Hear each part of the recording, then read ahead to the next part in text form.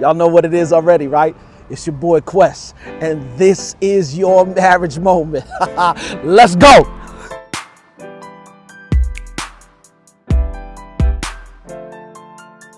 What up, y'all? Welcome to another edition of Marriage Momentz. And for those who you're watching for the first time, I'm your boy Quest, man.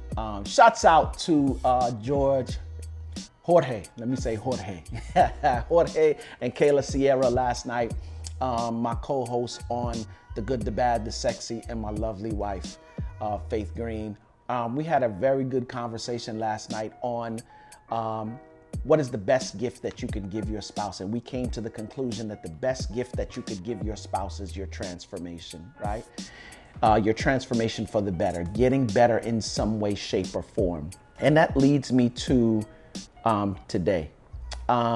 Always in our marriages, for real, if not for our spouse, if not for anything else, at least for ourselves, we deserve to be better. And we should be the very best version of ourselves we can be. And what I found out is that when you become the very best version of yourself, it's contagious, right? And the way that God ordained, marriage or the relationship to work, guess what? Your spouse is going to become better as a result of it as well.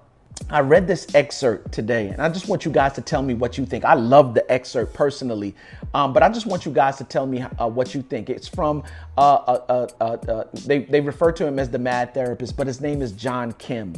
And I love the excerpt. I was reading one of his books and I came across this as it relates to the relationship. And before I read it, I just want to say this, that control has no business in a relationship. Yeah. If you're going to love somebody, you're going to love them for who they are. Good stuff, bad stuff, and in between. That's really why we call, the Wednesday night Facebook Lives, the good, the bad, and the sexy. Why? Because it's not always good. Sometimes it's bad. And who are you in those bad times as it relates to your spouse? Do you accept them for who they are and walk with them on the journey? Right? Or do you try to change them and mold them into something else, right? And so I read this excerpt and immediately so many different things came to mind, core values and a whole bunch of other things. But you guys tell me what you think, right? He wrote, "You will not take away my boys," right? AKA my guy friends, my fitness, my motorcycle, my alone time, everything that brought me joy before I met you. You will not try to change my silliness or whatever makes me me that I like about myself, but may bring out resistance in you. You will not expect me to be a certain way because you've read my blogs. You will not hold my words against me. You will accept me for who I am with all my defects and shortcomings. You will understand that I am in the process and on my own journey, just as you are in the process and on yours. You will be responsible for your own happiness as a byproduct of you becoming whole. I will not be your project. I will be someone you choose to love and to do life with, not around, every day. You will not keep me in the dark or in a box, right? You will tell me how you feel, even if it's not pretty. You will not pick which friends you will and will not introduce me to.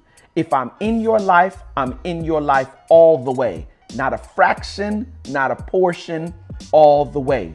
You will not present me to the people around you as better than I am or different than I am because of your own insecurities. You will leave room for me to be me as you continue to be you. You will be my best friend, but not my only friend. You will shatter your image of what a couple should look like, how they should act, and what kind of friends they should have, and I will do the same. You don't have to agree with or like what I'm passionate about, but you must support me because whatever it is, it matters to me. You will have to deal with my bedhead, my night mouth, and my horrible sleeping patterns. And finally, I guess he threw this in there for humor, you will scratch my back. But I love it.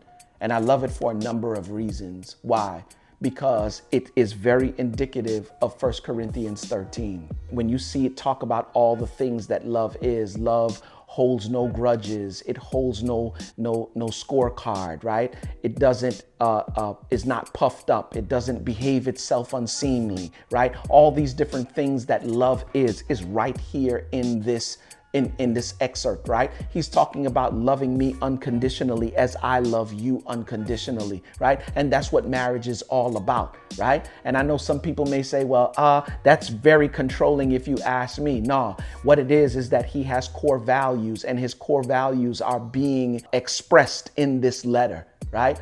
But hey, don't take my word for it. Tell me what you guys think. You have the section below, comment in the section below. And as always, guys, you know what I say about this thing called marriage. From shaky to good, from good to great. Ultimately, what we want is phenomenal, but phenomenal don't just happen. It takes work. It takes work, like for real. So what you gonna do in your relationship now? Are you gonna do the work? Do the work. And I promise you, what you get on the back end is way more valuable than anything you went through in terms of work. Come on, y'all. Let's make the rest of our marriage the best of our marriage.